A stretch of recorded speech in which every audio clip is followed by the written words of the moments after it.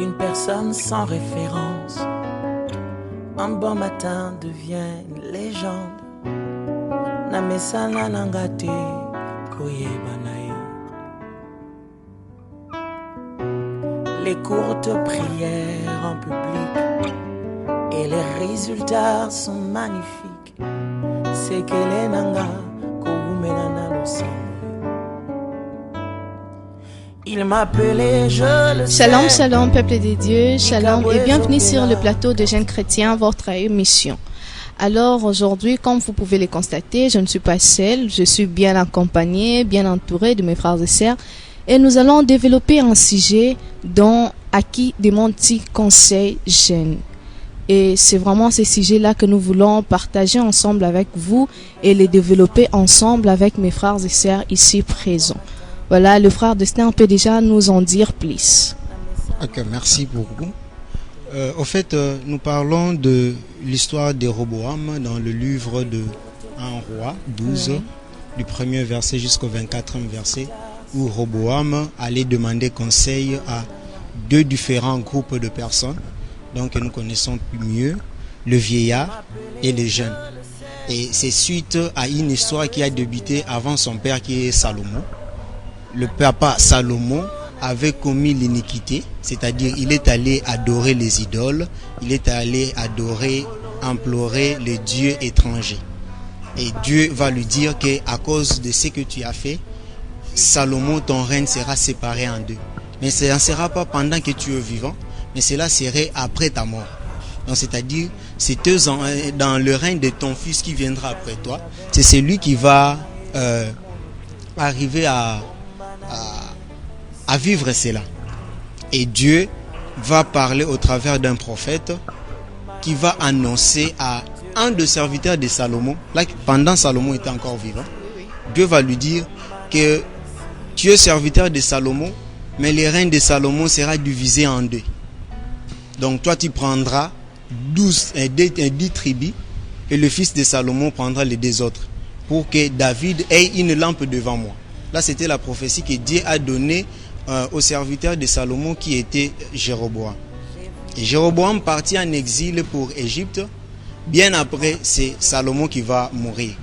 Après que Salomon ait mouru, était décédé, c'est à ce moment que Jéroboam rentre maintenant dans sa ville natale, dans son pays natal.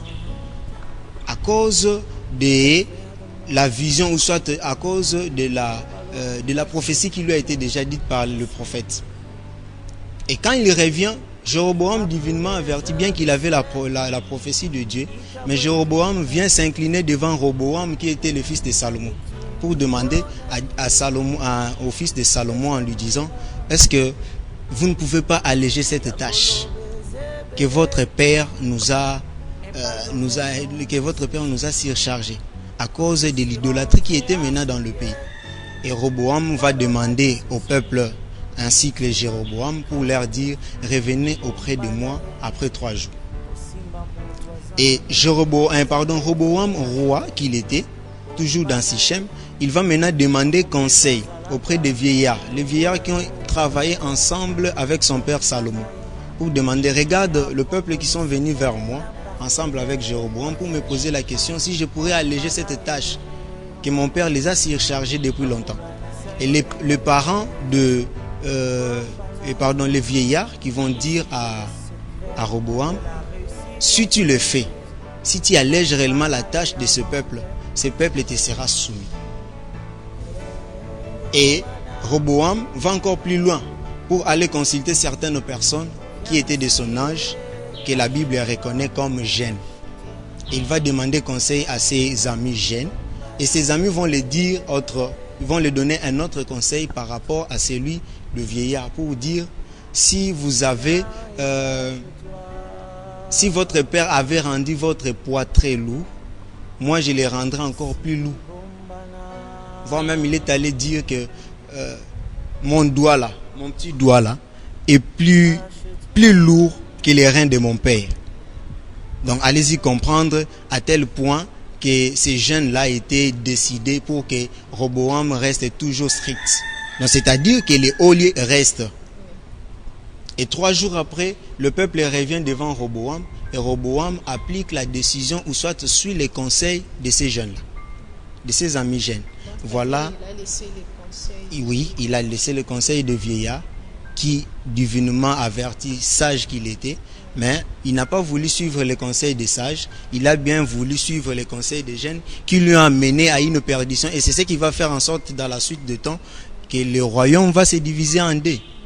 Roboam va prendre les 2 tribus et Jéroboam va prendre les 10 autres tribus qui restaient. Voilà un peu l'histoire qui nous amène à comprendre qu'est-ce que nous devons faire étant que jeunes, poser une question, ou soit à qui devons-nous demander réellement conseil. Donc c'est de là que nous tirons notre thème. Oui. Alors par rapport à la conduite de Roboam, puisqu'il a laissé les bons conseils que lui a donnés les vieillards, et si nous devons les comparer à la génération d'aujourd'hui, que pouvons-nous dire un peu par rapport à cela? Par rapport à cette histoire que le frère Destin vient de dire déjà, Oui. il y a une chose que nous allons remarquer, c'est que Roboam, il a demandé un conseil à 2 générations différentes. Il a d'abord commencé par demander conseil aux anciens et après il a demandé conseil aux jeunes. C'est quelque chose que nous remarquons même dans notre génération, c'est que le jeune, il méprise beaucoup le vieux. Il y a une chose que les jeunes commencent à beaucoup utiliser, disons que ce sont déjà de vieux, ils sont déjà passés. C'est nous maintenant, le jeune, nous connaissons beaucoup de choses qu'eux ne connaissent pas.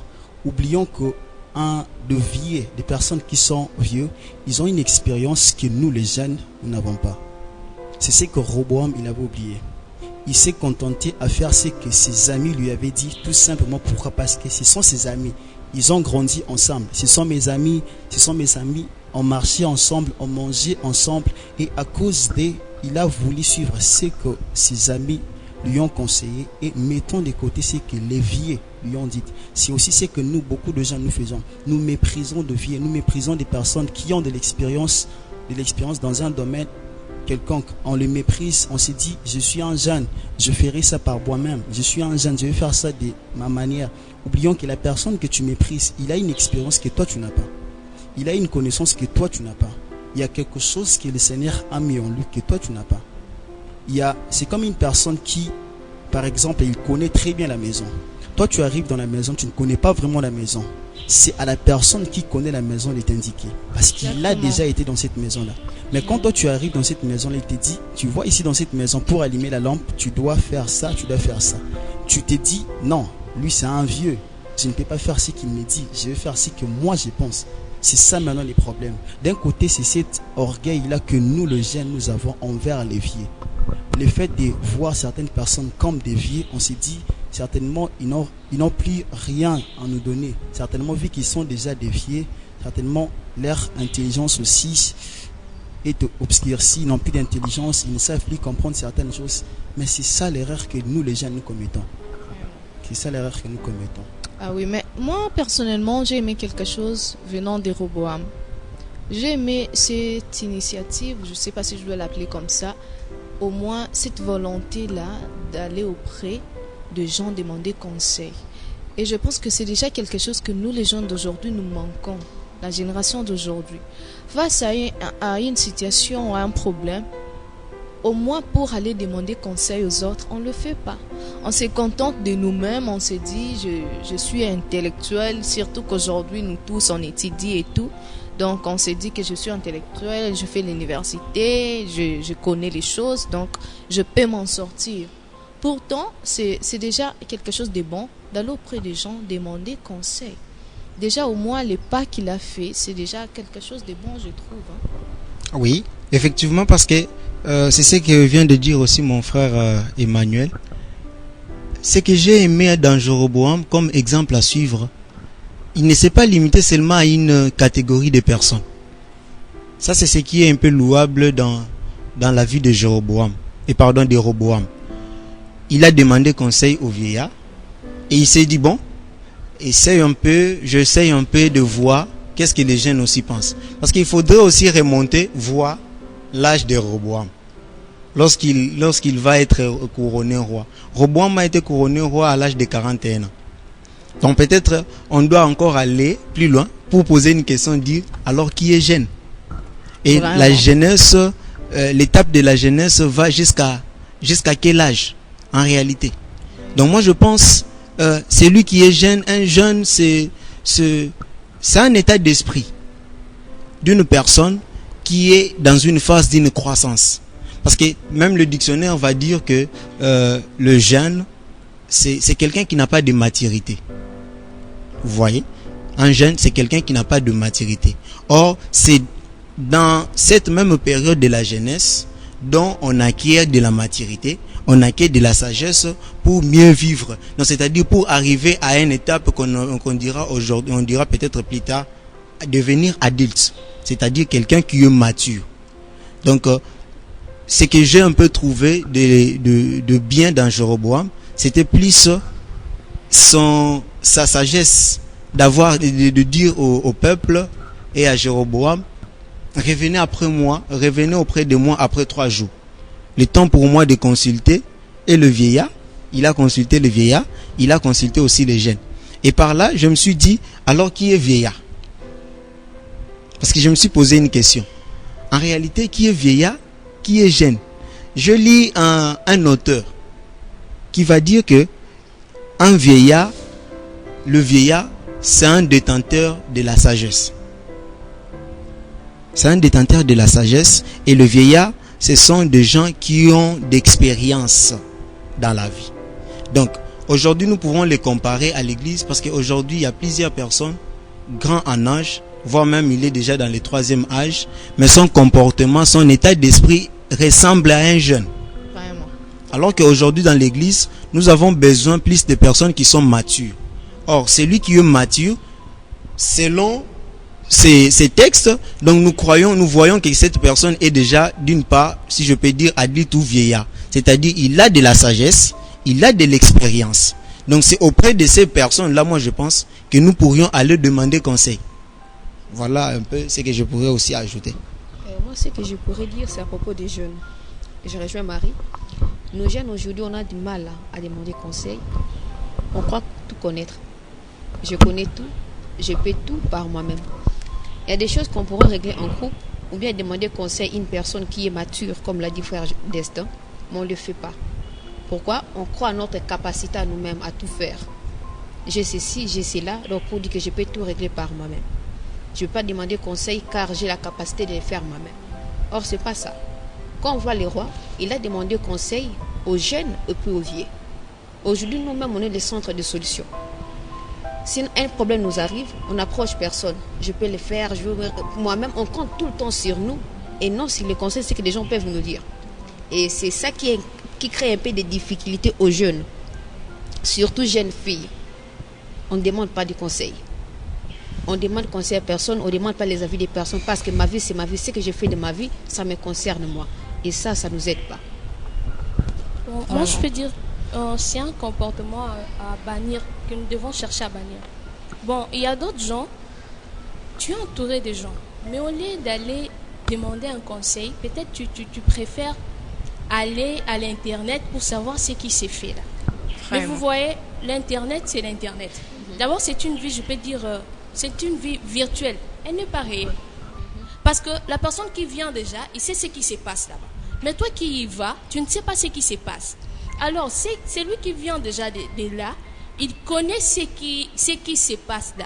Alors, quand tu lui poses des questions, ou soit tu vas pour demander un conseil, si c'est une bonne personne, il va te donner aussi de bons conseils. Parce que moi, je me dis, les conseils, moi, je ne demande pas seulement un conseil à un vieillard. Non, non, à une personne sage. À une personne sage. Une personne peut être un vieux, mais s'il n'a pas de sagesse, bon, il peut te parler de son expérience, mais il ne te donnera pas grand-chose. Un enfant peut te parler aussi d'une chose plus importante que la chose qu'un vieillard peut te dire. Vous voyez? Donc, si la personne est sage, et que vous allez auprès de cette personne-là demander conseil, oui, il vous conseillera aussi sagement. Au lieu d'aller vers l'Internet, qui est une vie virtuelle, je te conseillerais même de demander à 3 ou 4 personnes. Comme ça, tu vas balancer. Celui-là m'a dit oui, oui, et là-bas, j'ai 3 non. Donc, cela veut dire que je peux balancer. J'ai 3 non sur 2 oui. Donc, la balance déjà est du côté du non. Donc cela veut dire que je peux suivre cette voie. Si tu n'es pas vraiment certain de la personne à qui tu vas poser conseil, tu peux demander même à 3 ou 4 personnes. C'est ça. Donc moi, j'aimerais vraiment que les jeunes bannissent cette habitude-là de l'Internet. L'Internet peut nous apprendre sur certaines choses, mais il y a des dimensions de choses. Nous devons nous poser des questions ou soit nous devons consulter l'Internet. C'est ce que moi je peux ajouter pour vous. J'aimerais aussi ajouter une petite chose. Il y a une chose que le frère Destin a dit et la sœur Marie aussi a souligné par rapport au comportement des Roboam, le fait d'aller chercher conseil chez les gens. En fait, c'est quelque chose de bien que beaucoup de jeunes ont aussi. On peut avoir la capacité d'aller demander conseil à certaines personnes, mais le problème c'est au niveau de la mise en pratique des conseils que nous recevons. Oui. Vous savez, j'aimerais un peu rentrer sur notre sujet qui est à qui demande du conseil. Déjà, moi je crois que la qualité même d'un conseil dépend aussi de la qualité de la vie de la personne qui te conseille. Parce que si une personne n'a pas une très bonne vie, tout ce qu'il te dira ne sera pas bien. Je peux venir chez toi parce que je veux juste qu'une personne me conseille. Mais quand je viens chez toi et que tu n'as pas vraiment une très bonne vie, tu me conseilles. Je ne suis pas censé faire ce que tu me dis. Les problèmes maintenant, c'est à ce niveau-là. Il avait écouté tout ce qu'on lui avait dit. C'était à Roboam de prendre la décision. Effectivement. Un bon dirigeant. Oui. C'était à lui de décider sur ce qu'il doit faire et sur ce qu'il ne doit pas faire. Oui. Les problèmes actuellement, c'est pas au niveau de vouloir être conseillé. Les problèmes, c'est beaucoup plus au niveau des conseils que nous mettons en pratique. Qu'est-ce que tu mets en pratique comme conseil? Ça, c'est vrai. Je vais venir vers toi parce que je veux juste que tu me conseilles. Vous savez, quand on a un problème, on oublie des fois les grades, tous les noms qu'on a. On devient facilement humble. On veut être conseillé par tout le monde, même par des petits enfants. Qu'est-ce que tu penses de ça? Je peux faire quoi? On veut écouter tout le monde. Mais les problèmes, c'est pas au niveau de vouloir écouter. Les plus grands problèmes, c'est sur ce que tu vas faire. Tu vas faire quoi? Tu vas utiliser quel conseil? Il avait écouté des générations. C'était à lui de prendre la décision. Les conseils n'ont jamais eu un caractère obligatoire. Je te conseille, mais je ne t'oblige pas de faire ce que je te dis. Effectivement. C'est à toi de prendre la décision, c'est ce que tu vas faire. Ça, c'est vrai. Vous savez, les oreilles, c'est comme une porte. On a dit à qui demandes-tu conseil? Les oreilles, c'est comme une porte. Lorsque tu laisses ta porte à n'importe qui, tu ouvres ta porte et que tout le monde entre. Tu risqueras même de faire entrer des personnes qui vont détruire ta propre maison parce que tu as ouvert ta porte à tout le monde. Au moins, si tu veilles à ta porte, il y aura certaines personnes qui ne vont pas entrer. Pourquoi? Parce que tu seras devant ta porte, tu veilleras à toutes les personnes qui vont entrer. C'est pareil aussi avec les oreilles. Si tu laisses tes oreilles à tout le monde, la Bible dit quoi? Que la foi vient de ce qu'on attend. Déjà, quand tu ouvres tes oreilles, tu laisses tes oreilles à n'importe qui, juste parce que tu veux être conseillé. J'ai une soeur, j'ai une amie, j'ai un problème, je pars chez l'ami, tu me conseilles. Je parle chez telle personne, je laisse mes oreilles à tout le monde. L'effet de laisser les oreilles à tout le monde, ça crée à toi des pensées qui ne seront pas très bien. Ça créera en toi des volontés, des envies qui ne seront pas très bien. C'est pourquoi avant de vouloir chercher à être conseillé, avant de chercher conseil, tu dois d'abord regarder la qualité de la vie que mène la personne. Parce que si la personne ne mène pas une très bonne vie, sache-le, tout ce qui sortira de sa bouche détruira ton intérieur. Ça risquera de te pousser à prendre des décisions pas très bien. On ne nous a pas vraiment parlé de la vie de ces jeunes ici. Mais tout ce qu'on nous a dit, c'est qu'ils ont grandi ensemble. C'est tout ce qu'on nous a dit. Certainement, ces gens ici n'avaient pas une très bonne vie. C'est pourquoi tout ce qui est sorti d'eux n'était que des mauvaises choses. C'est pourquoi j'aimerais beaucoup plus parler à nous les jeunes. Lorsque tu veux être conseillé par quelqu'un, rassure-toi que la personne qui va te conseiller, la personne qui va te parler, la personne à qui tu laisses tes oreilles. Les oreilles, c'est très important. Il y a des vies qui ont été détruites juste à pourquoi? Parce que une personne a laissé ses oreilles à une personne qu'il ne fallait pas. Et à cause de ce qu'il avait écouté, il a pris une décision qu'il ne fallait pas. Ça a détruit toute sa vie. C'est ce qui s'est passé avec Roboam. Il a laissé ses oreilles à des personnes qu'il ne fallait pas. Et à cause de cela, il a détruit toute sa vie. Il a détruit toute sa vie. Veillons beaucoup à nos oreilles. Quand tu auras besoin d'être conseillé, rassure-toi que la personne qui va me conseiller, il aura quelque chose de très important à me dire. Mais aussi, il a aussi une très bonne vie.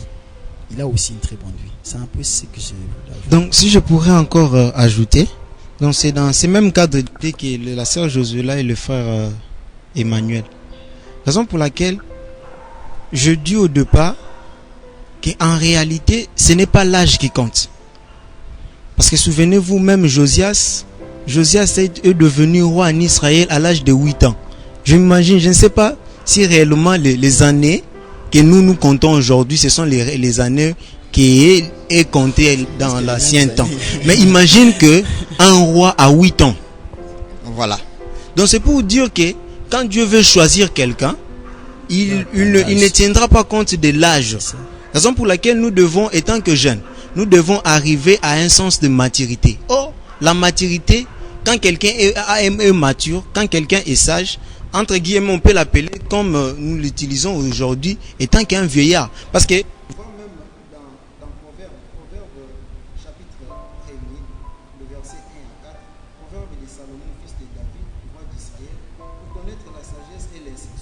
pour comprendre les paroles de l'intelligence, pour recevoir les leçons de bon sens, de justice, d'équité et de droiture, pour donner aux simples du discernement et aux jeunes hommes la connaissance de la réflexion. Donc c'est pour dire que les jeunes hommes au départ n'avaient pas la connaissance de la réflexion. Or la connaissance de la réflexion s'acquiert ou soit est reposée entre guillemets aux sages ou soit aux vieillards. Donc c'est-à-dire quand vous allez demander conseil, il faut arriver au point de dire, quand le frère Emmanuel dit que il faut savoir regarder la vie de cette personne, c'est-à-dire arriver au point de comprendre que cette personne, du moins elle m'attire. Elle peut m'apporter quelque chose. Ça oui, vous voyez. Donc c'est dans ces niveaux-là que vous allez arriver maintenant au point de balancer. C'est ce qu'on appelle maintenant le discernement. Parce que le frère Emmanuel a dit, c'est pas tout conseil qu'on va te donner que tu dois mettre en action ou en pratique.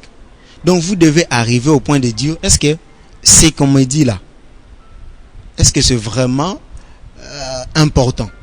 Parce qu'en réalité, j'ai dit que ce n'était pas mauvais étant qu'un dirigeant. Vous voyez, c'est là même dans le système actuel.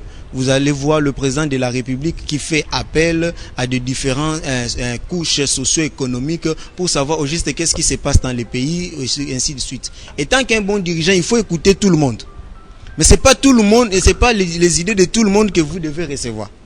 Et dans tout ça, vous devez balancer. Et Roboam, c'est l'erreur qu'il va faire. Raison pour laquelle je le mis même comme les exemples à ne pas suivre. Le manque de discernement. Voire même nos anciens disaient, avant de Kosambisa Likambo, il faut lito yoka, yoka. Mais quand tu entends les deux, il faut maintenant savoir arriver à comprendre qui dit la vérité. Pour pouvoir trancher. C'est ça le discernement. Donc nous devons arriver, étant que jeunes, quand vous demandez conseil, nous devons arriver au point de comprendre et au point de discerner. Est-ce que ce que me dit ma sœur Bénédicte, est-ce que le vrai? Et tout ça, nous devons rentrer dans le sens de le vérifier dans la Bible. Ce que dit la Bible. Parce que vous allez comprendre que la Bible dit tout. Rien n'est caché. Tout ce que nous pourrons chercher dans ce monde, cela est écrit dans la Bible. Voir même Proverbe toujours 2. Il dit, mon fils, si tu reçois mes paroles, si tu gardes avec toi mes préceptes, si tu rends ton oreille attentive à la sagesse, et si tu inclines ton cœur à l'intelligence, oui, si tu appelles la sagesse, si tu élèves ta voix vers l'intelligence, si tu la cherches comme l'argent, si tu la poursuis comme un trésor, alors tu comprendras la crainte de l'Éternel. Et tu trouveras la connaissance de Dieu, car l'Éternel donne la sagesse, de sa bouche sortent la connaissance et l'intelligence. Il tient en réserve les salis pour les hommes droits, et un bouclier pour ceux qui marchent dans l'intégrité. Il protège les sentiers de la justice, et en garde la voie de ses fidèles. Alors tu comprendras la justice, l'équité, la droiture, toutes les routes qui mènent au bien, car la sagesse viendra dans ton cœur, et la connaissance sera tes délices. La réflexion veillera sur toi, l'intelligence te gardera pour te délivrer de tout mal. Donc, tout ce que vous allez faire, vous devez vous ressourcer Partant de la Bible, parce que la Bible, c'est la grande sagesse qui n'a existé. Et c'est par là que vous deviendrez aussi vous sages. Parce qu'au départ, vous étiez inconscient. Au départ, vous n'avez pas la réflexion, c'est-à-dire le discernement pour comprendre. Mais quand vous lisez la Bible, quand vous vous soumettez à Dieu, Dieu va vous révéler que ce que dit les autres là est bon, ce que dit l'autre là n'est pas bon. Vous aurez la capacité de pouvoir discerner où est le bien, où est le mal, au travers le Saint-Esprit. Donc, étant que jeunes, aujourd'hui les jeunes nous sommes livrés à faire certaines choses qui n'honorent même pas Dieu. Et on s'est dit, bon, puisque je suis jeune, n'a utilisé tango nangai, n'a ça de la tango nangai. Mais le temps que tu es en train d'utiliser là, si tu le mets dans l'œuvre du Seigneur, l'Éternel va t'aider. L'Éternel va t'aider. Et quand tu lis la parole de Dieu, tu vas acquérir de la sagesse. Donc on te voit petit en âge, mais ce que tu sors là, mets les gants de bandade. Voire même les autres disent, donc, étant que enfant de Dieu, si tu te mets réellement dans l'œuvre du Seigneur, tu cherches la piété, comme dit Paul dans 1 Timothée 4:8. Exercez-vous plutôt à la piété qu'à l'exercice du corps. Donc au lieu de dire que je suis jeune, je dois vouer mon corps dans la débauche, dans ceci, puisque je suis jeune, puisque tu as la force, parce que le vieillard non plus cette force. Le mieux serait exerce ces forces-là, ou soit exerce plus la piété. Or la piété, c'est une vertu qui montre que cette personne a de la maturité. C'est une vertu de Dieu qui montre que cette personne aime réellement Dieu, qui craint l'Éternel. Donc voilà un peu ce que je pourrais encore ajouter. Et je pense que dans ça, nous avons vraiment une part de responsabilité. C'est que des fois, nous oublions ou je sais pas, nous ignorons. Et comme je le disais, si nous pouvons comparer vraiment la génération d'aujourd'hui, quand nous voyons nous la jeunesse d'aujourd'hui, ça nous ne pouvons pas ignorer qu'il y a vraiment des choses compliquées que des fois nous n'arrivons même plus à comprendre qu'est-ce qui se passe en réalité. Et j'aime la parole de Dieu, le Psaume chapitre 1 verset 1 qui nous dit: heureux l'homme qui ne marche pas selon les conseils des méchants. Et je saute pour aller au deuxième verset qui nous dit: mais qui trouve son plaisir dans la loi de l'Éternel et qui la médite jour et nuit. Le problème en nous les jeunes, c'est quoi? Nous pouvons bien être conseillés. Et déjà, nous voyons les jeunes chrétiens venir à l'église pratiquement chaque jour. Mais en dehors, c'est autre chose qu'on fait. On nous retrouve dans autre chose. Et ça, on ne sait pas comprendre ça, parce que déjà, la prédication, c'est tout un conseil. Au moins, lorsqu'on est prêché, on nous dit que le péché, c'est mal et tout. Et le pasteur peut nous expliquer vraiment la forme du péché. Et nous l'écoutons également. Mais qu'est-ce qu'on fait juste après avoir écouté tout ce qu'on nous dit à l'église?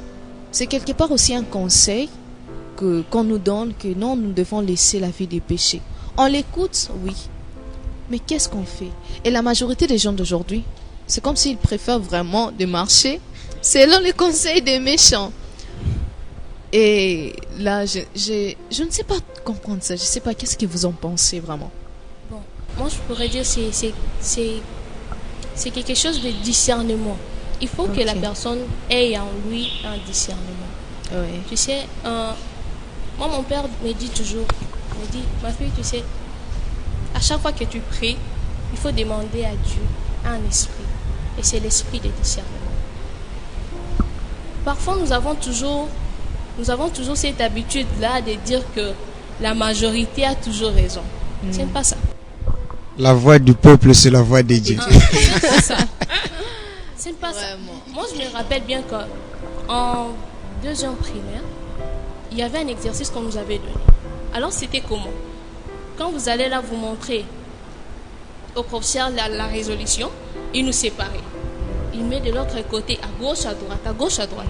Maintenant, moi, je me suis retrouvée seule dans mon coin. Alors, je me suis dit que moi, vraiment, je n'ai pas réussi. Parce que je suis seule à mon coin. Or, c'était moi qui avais réussi. Donc, la majorité n'avait pas raison.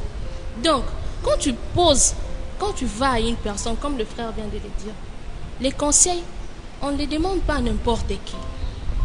Tu vois, l'apparence de la personne peut déjà refléter la personne elle-même, ce qu'il est. Moi, je ne peux pas aller demander conseil à n'importe qui. Jamais ça ne peut pas se faire. Donc, je vois d'abord la personne, comment est-ce qu'elle se présente, comment est-ce qu'elle parle, comment est-ce qu'elle vit avec son entourage et sa vie sociale. C'est par là que je peux aller demander conseil. Et quand je demande conseil, qu'il soit vieux ou qu'il soit jeune, maintenant, ça ne dépendra que de moi. Mon discernement maintenant doit me parler pour que je sache si je devrais mettre en pratique son conseil ou pas. Vous savez, la fille d'Hérode, on pouvait dire ça, elle était allée chez sa maman pour demander conseil. Or, la maman déjà avait des problèmes avec Jean-Baptiste. Qu'est-ce que la maman avait dit? Qu'elle a juste besoin de la tête de Jean-Baptiste sur le plateau. Maintenant, moi, je me dis, qu'est-ce que tu vas faire avec la tête?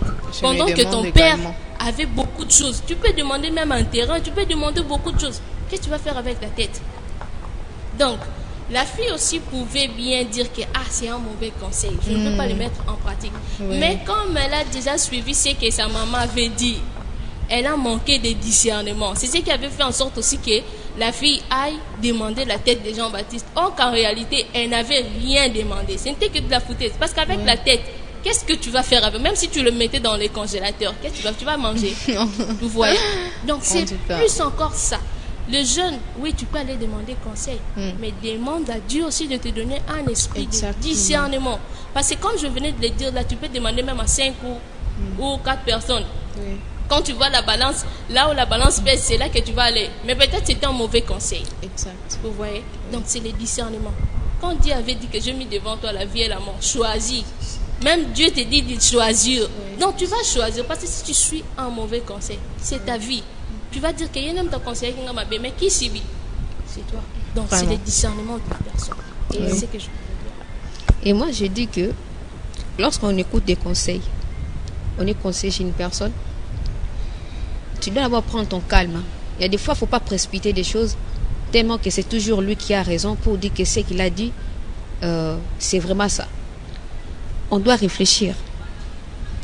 Toi, tu pourrais me dire quelque chose. Tu vois, avec ce que tu travailles, tu dois faire ceci, tu dois faire cela. Et lorsque je dis directement, oui, tu as raison, je dois le faire, je n'ai même pas pris le temps de réfléchir. C'est ce qui se passe aujourd'hui. Tellement que toi, tu es mon ami, tu marches avec moi pour dire que tout ce que tu me dis, tu as raison. Or, tu pourras avoir tort. Le problème aussi, c'est la confiance en soi. On n'a pas confiance. Il y a une petite voix qui peut te parler et te dire que ce que tu fais, c'est mauvais. Mais tellement que tu fais quelque chose que toi, tu veux seulement, Dieu pourrait te parler. Ce que tu veux faire, là, ce n'est pas du tout bien. Il te parle. Mais tellement qu'on est simplement que c'est ce que je veux. C'est ce que je veux. Ah non, à ce moment, c'est ce que je veux. Tu pars demander conseil à une personne qui n'est pas... qui ne pourra pas te donner les conseils qu'il te faut à ce moment-là. Il te conseille, mais et puis tu le suis, tu le mets en pratique. C'est à ce moment-là que tu vas tomber. Et puis ne dis pas que Dieu ne m'avait pas prévenu. Or, la voix qui t'avait parlé, c'est Dieu qui t'a parlé. Mais ce que tu as fait, c'était simplement négligé. Pourquoi? Parce que tu préfères écouter ce que les autres disent que ce que Dieu dit.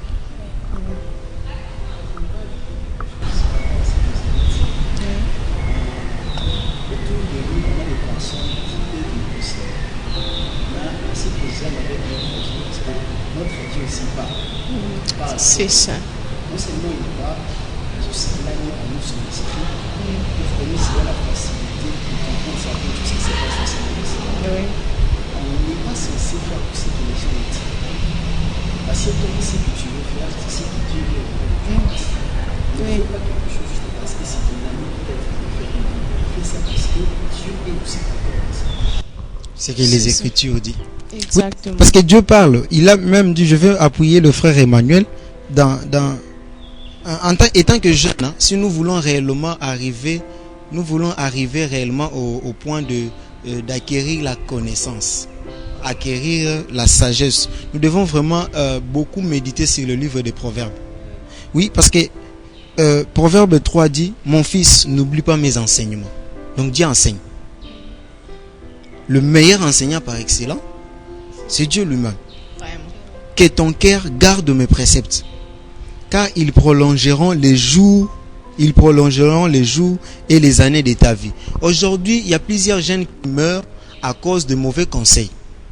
Alors que si nous allons vers Dieu, Dieu qui est le meilleur enseignant, et si nous gardons réellement ses commandements, ses préceptes, il dit bien que ces préceptes feront en sorte que nous puissions avoir une longévité sur cette terre. Aujourd'hui, le jeune meurt à cause de mauvais conseils, parce qu'il a besoin d'avoir quelque chose. On lui propose, on lui dit, écoute, il y a une maman là qui habite quelque part là, il y a un monsieur là qui habite, et quand il va là-bas, ça capote, les conditions qu'on lui donne, il ne sait plus les remplir, et à tel point que sa vie est limitée. Vraiment. Donc aujourd'hui, trop de jeunes, peut-être, nous mourions, jeunes et belé, tozo koufa et belé lelo, parce que nous avons mis Dieu à côté. Or, le vrai conseil, nous pouvons trouver qu'en Dieu. Parce qu'il dit, ils prolongeront, ces conseils-là, ils prolongeront tes jours et les années de ta vie. Voilà. Ils augmenteront aussi ta paix. Aujourd'hui, nous voulons rechercher la paix. Mais à qui nous demandons conseil? J'ai un problème, patati patala. Est-ce que j'arrive à méditer la parole de Dieu? Parce que dans la parole de Dieu, j'aurai une vraie paix. Le meilleur conseil. Et il dit que la bonté et la fidélité ne t'abandonnent pas. La bonté de Dieu et la fidélité de Dieu ne t'abandonnera pas. Lis-les à ton cou, écris-les sur la table de ton cœur. Donc, le vrai enseignant, la vraie personne à demander conseil, moi je pense que c'est Dieu. Et c'est au travers de sa parole. Dieu se révèle au travers de sa parole. Donc si nous lisons la parole de Dieu, nous le méditons, nous la mettons en pratique, la Bible dit que ces commandements-là, ces préceptes-là, feront en sorte que nous puissions avoir une longévité. Aujourd'hui, nous voyons que c'est plus les jeunes qui meurent que le vieillard. Ah là là là. Et comme dans Psaume 1, chapitre 1, le verset 1 aussi, « Et l'homme qui ne marche pas selon les conseils des méchants, qui ne s'arrête pas sur la voie des pécheurs et qui ne s'assied pas aux compagnies de moqueurs. » Comme le frère d'Esther l'a dit, on prend souvent des mauvais conseils. Souvent, on prend des mauvais conseils. Tellement qu'il y a une personne là quelque part qui pourra me donner ce que moi je veux, alors je pars chez lui. Pourquoi? Parce que je veux m'acheter quelque chose qui est bien, qui est à la mode. Aujourd'hui, l'unique chose qui domine, c'est la mode. Je dois avoir le téléphone que je veux, je dois avoir les plantes que je veux, je dois avoir ce que je veux. Et lorsque tu veux toujours avoir ce genre de choses, ça va te pousser à faire le mal. Pourquoi? Parce que c'est pour eux c'est arrivé que les parents n'ont pas de possibilités. Tu pourrais me dire, papa, $150 pour les salaires. Toi, l'enfant, tu as tes fonds de $150. Tu l'as trouvé où? Tu travailles où? Tu es élève. On s'assied simplement avec des pécheurs. On écoute seulement des mauvais conseils. Moi, mon père m'a acheté ceci. Moi, mon père a fait. Peut-être son père a de l'argent, mais toi, ton père n'a pas tout ce que son père a. Qu'est-ce que tu dois faire? Attendre le temps de Dieu. Et lorsque tu es précipité à avoir toujours de bonnes choses, tandis que tu n'as pas les moyens, ça va te pousser à faire des choses que tu ne voulais pas. Bon, oui, moi, je veux aussi dire, bon, je ne sais pas, nous aussi, les jeunes, nous avons déjà des habitudes que nous développons. Tu es déjà d'accord avec quelque chose, soit une proposition. Ah là là, vraiment, ça, c'est un problème. Tu es déjà d'accord.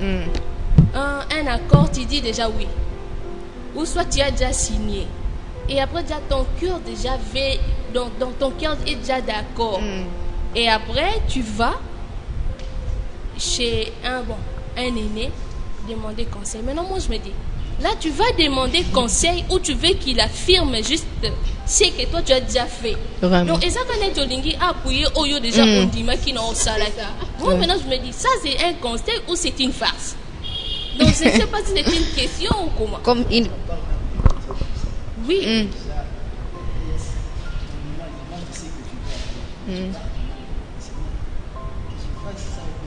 Mais tu as déjà dit oui. Au fond de toi, tu as déjà soyons oui. sincères d'abord, les jeunes.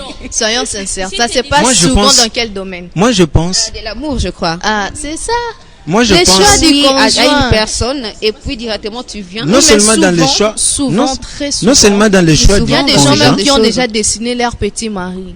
Et se disent, Seigneur, mon mari, je veux qu'il soit costaud. Mais le problème, c'est quand que... ils voient un frère costaud entrer à l'église, ça, c'est le moment. Quand les frères l'approchent seulement, c'est un oui systématique. Moi, je pense... demander à Dieu, qu'est-ce que tu penses? Vraiment. Mais ton cœur est déjà là. Il a dit de choisir, maintenant tu veux qu'il fasse. C'est un problème parce que je pense que la personne n'est pas sûre de l'humain, d'abord. Oui. Tu vois? Or, quelque part, la Bible dit, tout ce qui n'est pas produit des convictions, c'est un péché. Le doute, c'est un péché. Et parfois même, quand nous parlons du domaine du mariage là, ou soit dans le choix d'un conjoint, parfois même, tu es déjà averti, soit tu es révélé par Dieu, ou soit tu es réellement sûr, comme la sœur Josela dit là, que c'est celui-là. Mais le diable aussi peut venir te tenter, hein? Attention. Raison pour laquelle nous devons être réellement assidus en Christ et avoir l'esprit de discernement. Vraiment. Parce que le doute ne vient pas de Dieu. Le doute vient du diable. Il vient te dire, il vient mettre un esprit de culpabilité en toi pour te dire, est-ce que toi tu penses réellement que ce que tu as c'est la bonne Là, il prend la bonne. tous les défauts de la personne. Et quand tu n'es pas assidu, quand tu n'es pas assidu, quand tu n'es pas réellement, je peux dire, enraciné dans la parole de Dieu, tu te laisses emporter. Tu te dis, ah, c'est que j'ai choisi du mauvais côté. Alors que tu étais dans le bon. Donc c'est que le Seigneur nous aide, étant que jeunes. Lorsque nous avons une bonne orientation, d'y demeurer. C'est comme à l'exemple de Roboam. Excusez-moi, le peuple est venu devant Roboam, lui disant que si tu allèges la tâche, nous te serons soumis. Qu'est-ce qu'un roi aimerait que être obéi par son peuple? Parce que la condition était claire. Si tu allèges la tâche, nous te serons serviteurs, nous te serons soumis. Et le vieillard vont lui dire, tu vois, si tu enlèves réellement, si tu fais réellement ce que le peuple demande là, vous serez réellement leur roi. Tu régneras calmement. La condition était déjà bien posée. C'était déjà un problème qui était déjà résolu en avance. Bien que Roboam avait déjà, certes que nous pourrions dire que c'était déjà dans la volonté de Dieu, parce que Dieu avait déjà dit que le royaume sera scindé en deux. Oui, on s'incline devant la volonté de Dieu. Mais en réalité, les préalables étaient déjà posés, les jalons étaient posés. Mais parfois, on n'est pas sûr de nous-mêmes, on n'est pas sûr de ce que nous sommes, on n'est pas sûr du choix que nous avons porté à l'égard d'une situation X ou Y, et on se laisse emporter, on se dit, bon, je vais un peu essayer de tourner vers les jeunes. Parce que moi, je pense, ceux qui donnent de mauvais conseils, ce sont des jeunes. Je ne dis pas que jeunes étant que nous là, mais jeunes, c'est-à-dire par rapport à la maturité. Quelqu'un qui n'a pas de maturité, c'est celui-là qui vous accorderait peut-être un mauvais conseil, qui vous amènerait à appliquer quelque chose contraire par rapport à ce que vous devez faire. Parce que dans tout ça, je dis, quand on vous donne un conseil, médite-les bien, discerne. Et est-ce que c'est aussi vraiment la volonté de Dieu? Ma sœur Marie, tu peux me prodiguer un conseil? Oui. Mais je dois aussi rentrer en moi-même. Demander, est-ce que Seigneur, ce que tu me dis là au travers Marie, c'est vraiment ta voix? Parce que Dieu parle tantôt d'une manière, tantôt d'une autre. Dieu aussi peut te parler au travers d'une personne. Est-ce que c'est réellement ce que Dieu, c'est ce que tu veux que je fasse? Si oui, demeure. Peu importe, Bénédicte viendra, puisque Bénédicte est mieux attachée à moi par rapport à Marie. Mais si c'est ce que Dieu dit, ce que dit Marie est conforme à ce que Dieu veut, peu importe l'intimité que j'ai avec, je ne veux pas céder. Voilà. Et pour un peu compléter le frère Destin, comme il a dit, nous devons aussi nous incliner à la volonté du Seigneur. Lorsque une personne me conseille, je dois aussi voir, balancer ce que la personne est en train de dire. Bon qu'il soit, sage qu'il soit. Est-ce que je suis dans la volonté du Seigneur? Et que me dit la parole de Dieu par rapport à ses conseils, par rapport à ce qu'il a dit? Est-ce que je suis conforme avec le Seigneur? Et ça, c'est vraiment quelque chose que des fois nous jeunes nous mettons de côté. Le psaume 32, verset 8 nous dit, « Je t'instruirai la voie que tu dois suivre, je te conseillerai, j'aurai les regards sur toi. » Le Seigneur est là pour nous. Mais qu'est-ce que nous faisons? Nous nous détournons. Et des fois, nous avons tendance à beaucoup plus avoir confiance à ce que peuvent nous dire les gens par rapport à notre Créateur, d'où nous sommes sortis. Nous ignorons la source en réalité.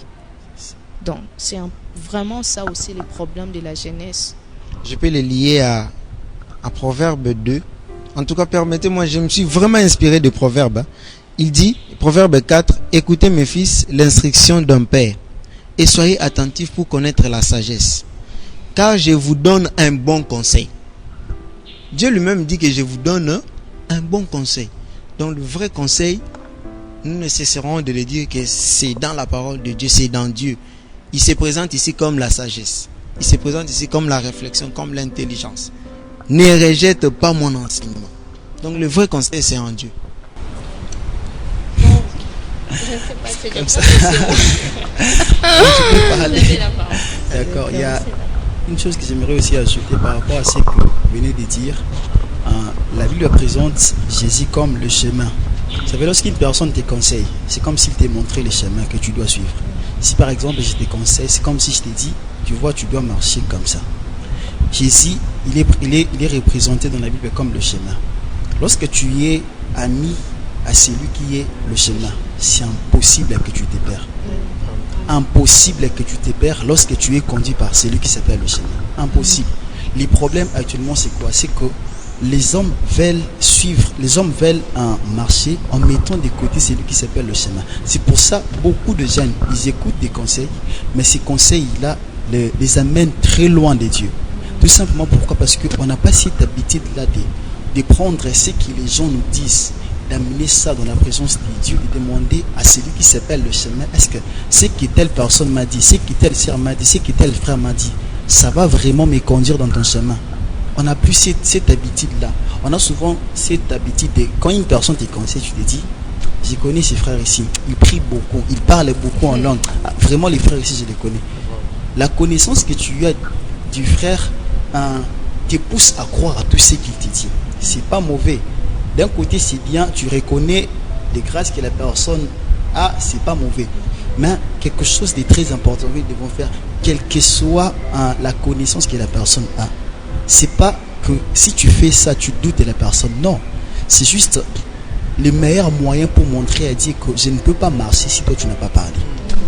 Je dépends que de toi. Oui, j'ai écouté ce que mon ami m'a dit, j'ai écouté ce que mon aîné m'a dit, mais j'aimerais beaucoup plus t'écouter toi. Qu'est-ce que toi tu dis dans ce que mon ami m'a dit? Si ce qu'il t'a dit concorde avec ce que Dieu veut que tu fasses, tu peux marcher. Vous savez, ça fait du bien.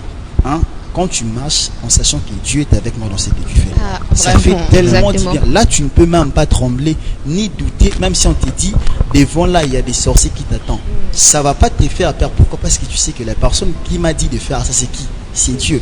Donc j'ai fait ça sans trembler. La personne qui m'a donné ces conseils, c'est Dieu. Je mets ces conseils en pratique sans trembler parce que je sais que c'est Dieu qui m'a dit de le faire. Mais quand une personne te dit de le faire, tu les fais, mais tu les fais avec des doutes. Est-ce que ça va marcher? Est-ce que ça va marcher? Mais quand c'est Dieu qui te parle, non seulement il te parle, il te montre le chemin, mais aussi il met dans ton cœur une paix que le monde ne peut jamais te donner. Tu peux écouter le frère, tu peux écouter tes sœurs dans un problème. Vous savez, lorsque les hommes te conseillent, ils ne te donnent pas la paix. Leur conseil te limite juste. Il te dit, tu vois, tu dois faire ça. Mais ton problème reste. Mais quand Dieu te parle, non seulement il te conduit, mais aussi il te donne la paix par rapport au problème qui te dérange. Donc, oui, tu fais ce qu'il dit, mais tu les fais avec un cœur calme. Pourquoi? Parce que c'est Dieu qui m'a dit de les faire. C'est pas un homme, c'est pas mon frère ni ma soeur, c'est Dieu lui-même qui m'a dit, fais ça. Ça fait vraiment du bien de savoir que je fais telle chose par la volonté de Dieu. Vraiment, je pense que là, nous devons maintenant répondre à la question à qui demande ces conseils jeunes. C'est ça vraiment, je pense. Bon, moi, je dirais que, premièrement, je demande conseil à Dieu. Bon, c'est ma manière de faire des choses. Parfois, je suis un peu autodidacte, mais je suis dans le monde où il y a des gens. Mais je me confie d'abord premièrement à Dieu. Tu sais, dans Ésaïe 9:5, on dit que car un enfant nous est né, un fils nous est donné. La domination reposera sur son épaule, mais on l'appellera admirable conseiller. Il est pour moi un vrai conseiller. Et quand la Bible me dit encore, j'exerce mes oreilles à l'écoute de ta parole afin de ne pas pécher contre toi. En lisant la Bible, bon, il y a d'autres personnes qui ont cette grâce-là de voir Dieu se révéler à eux pour leur parler directement comme ça. Mais pour d'autres personnes, c'est dans la Bible. En lisant la Bible, c'est par là que tu sauras que ça, ce que je fais, c'est dans la volonté de Dieu. Et ce que je fais, ce n'est pas dans la volonté de Dieu. Et deuxièmement, je les demande aux hommes sages. là vraiment je suis un peu strict. Nalandara aspect à mon touté, oyazali, les avoirs de la personne ou quoi. Non, c'est la sagesse qui compte. C'est que la personne va me dire, si je trouve que la personne là est sage, j'étudie d'abord le comportement de la personne. Et je vois que cette personne là, je peux l'aborder, il peut me donner quelque chose d'important. C'est ça, sans intérêt, mais pour avoir quelque chose d'important. Parce que quand on demande conseil, c'est pour faire la chose. Donc soit tu vas faire la chose ou tu ne vas pas faire la chose. C'est une direction que tu donnes à ta vie. Si tu as un mauvais conseil, alors tu vas pour la mort de toi-même. Parce que ce sera ta propre destruction. C'est ce que moi je peux dire. Ok. Moi, j'aimerais aussi aller un peu dans le même sens. Moi, personnellement, c'est quelque chose que je fais déjà. C'est une phrase que j'aime beaucoup dire. Pas un pas sans Dieu. Donc, ne pas faire quelque chose sans Dieu. Je crois que la meilleure personne à qui nous pouvons demander conseil, c'est qu'au monde, on est entouré de plusieurs personnes. Mais je crois la première personne à qui nous sommes obligés de demander conseil, c'est d'abord la personne du Saint-Esprit. Il est en nous. Il vit ces problèmes-là avec toi. Il voit tes complications, il voit ces situations compliquées parce qu'il habite en toi. Alors quand tu as un problème qui te dérange, je crois la meilleure personne à qui tu peux demander conseil d'abord, c'est le Saint-Esprit. Deuxièmement, je demande conseil aux personnes qui craignent d'abord Dieu. Les personnes à qui je sais que non, si je demande conseil à telle personne, il ne parlera pas de ses expériences à lui, non. Pas seulement ses expériences, non. Mais au moins, il me dira quelque chose. Derrière ce qu'il me dira, il y aura toujours une parole de Dieu qui sortira. Quand une personne te conseille, seulement avec ses expériences, sans qu'il y ait quelque chose de Dieu dedans, là, il y a un problème. Je peux t'écouter, je t'écoute. Mais j'aimerais au moins que dans ce que tu vas me dire, qu'il y ait au moins quelque chose, que je sente que ce que tu me dis, il y a au moins rien de Dieu derrière ce que tu me dis. Il y a au moins une part de Dieu dans l'expression de tout ce que tu me dis. Même quand tu me parles de ta propre vie, parce qu'il peut arriver que la situation que moi je traverse, qu'une personne ait déjà traversé, lui aussi, il a déjà vécu ça. Quand je serai en train de t'écouter, j'aimerais au moins écouter Dieu me parler à travers toi. Parce que tu me dis que ce n'est pas seulement toi qui me parles, mais pendant que je serai en train de parler, que j'écoute Dieu me parler à travers toi. Ça me dit aussi sans oublier comme le frère. Le frère Destin avait beaucoup souligné, c'est important de demander conseil à Dieu. Dans la Bible, il y a tous les problèmes, qui ont été aussi résolus. Exactement. Vraiment. Ok, moi personnellement aussi, je dirais, déjà les Proverbes 19, 20 nous dit, écoute les conseils et reçois l'instruction, afin que tu sois sage dans la suite de ta vie. J'ai aimé ces passages parce que ça nous parle dans la suite de notre vie. Maintenant, là, nous sommes jeunes, à qui nous devons demander conseil. La Bible est là pour nous. Le Seigneur est là pour nous. La parole nous dit que la parole s'est faite chair.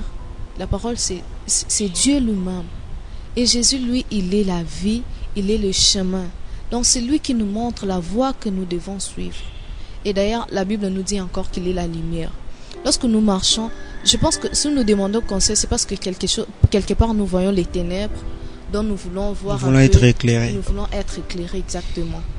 Alors que Jésus est là comme la lumière pour nous. C'est lui qui nous éclaire. Alors à qui je peux demander conseil? C'est vrai, je suis entouré de bonnes personnes peut-être, mais je me confie beaucoup plus à la parole du Seigneur. Parce que là, je me retrouve. Et comme le frère Emmanuel l'a souligné, moi également, je préfère vraiment les gens qui, lorsque tu me conseilles, que je sente vraiment qu'il y a Dieu dans les conseils en question. Ou même qu'il y ait au moins la parole de Dieu en fait. Ça rassure quelque part que je suis vraiment dans les bons. Mais quand des fois, tu peux me parler, oui, de tes expériences, tu es passé par ici, par là. Mais peut-être que la manière dont ça s'est passé chez toi, c'est pas de la même manière que la volonté de Dieu veut que ça se fasse également chez moi. Donc, j'ai besoin d'écouter beaucoup plus le Seigneur.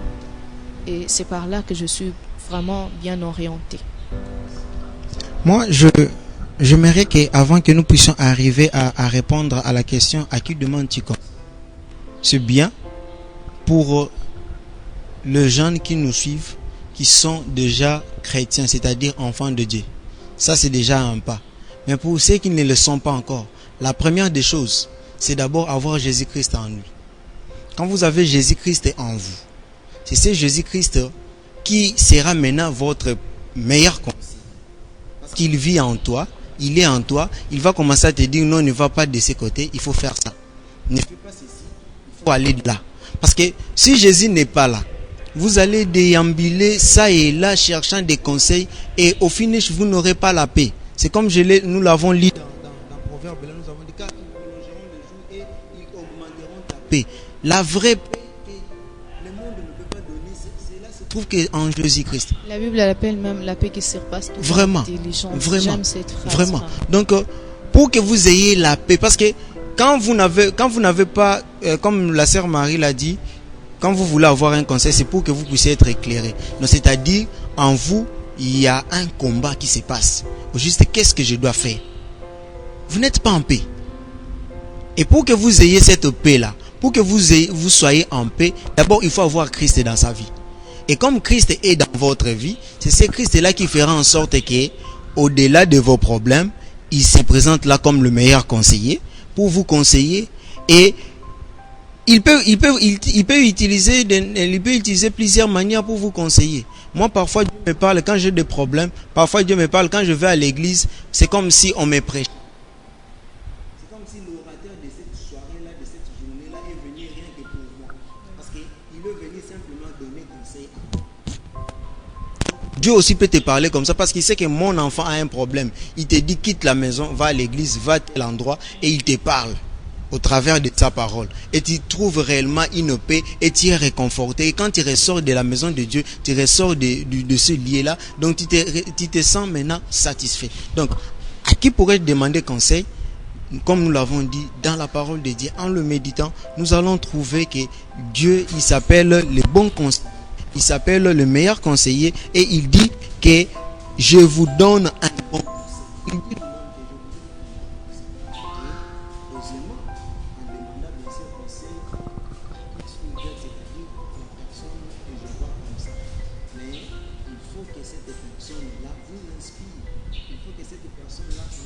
trouver quelque chose de Dieu.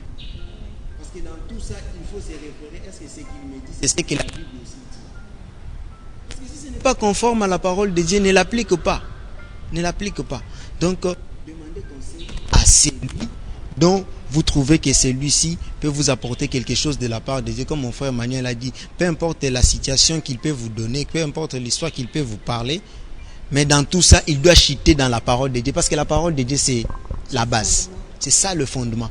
Et dans tout ça, moi je dirais encore, donc comme quatrième point, dire qu'avoir toujours le discernement.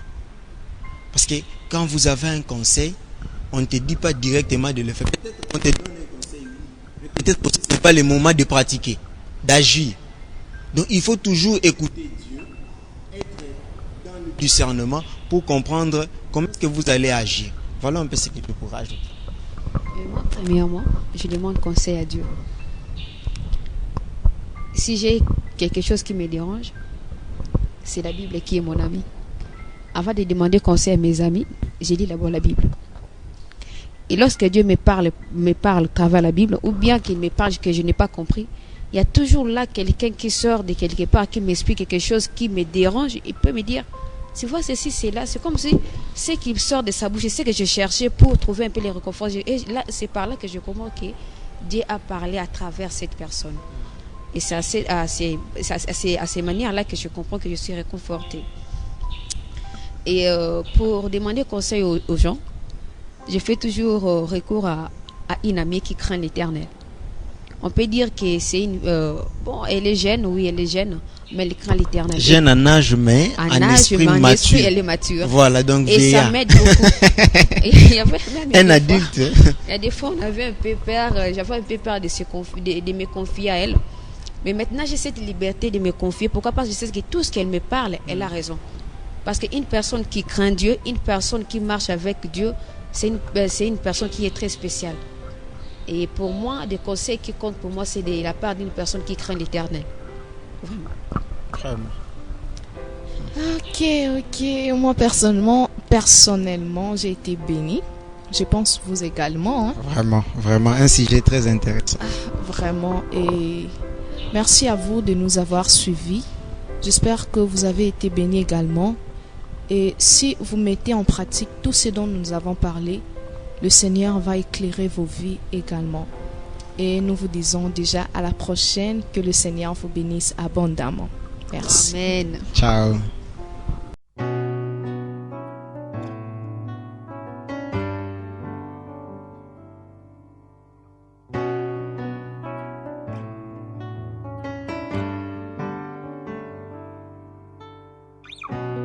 Une personne sans référence, un bon matin devient une légende. Namesana nangate koyebanae. Les courtes prières en public et les résultats sont magnifiques. C'est que les nanga koumenana l'ensemble. Il m'appelait, je le sais. Likabwezo pela katinanga. Namituni po nanini.